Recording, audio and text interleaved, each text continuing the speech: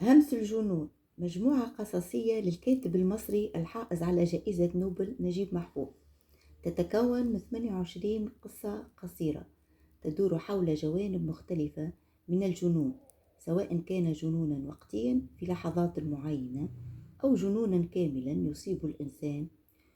يبدع الكاتب في وصف الجنون: جنون الحب، جنون العظمة، جنون الجوع، جنون المال، إلى آخره.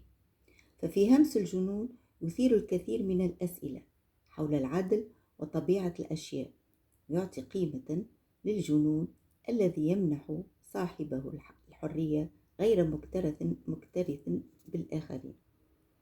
ويدخلنا محفوظ في هموم الإنسان ومشاكله وسعيه لتكوين أسرة وجريه وراء الزواج، وكذلك في المشاعر الإنسانية التي تسبب الحيرة والشك وتجعل الإنسان على حافة الجنون.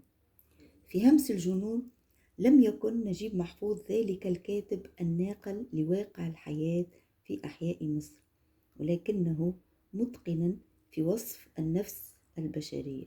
قراءة ممتعة.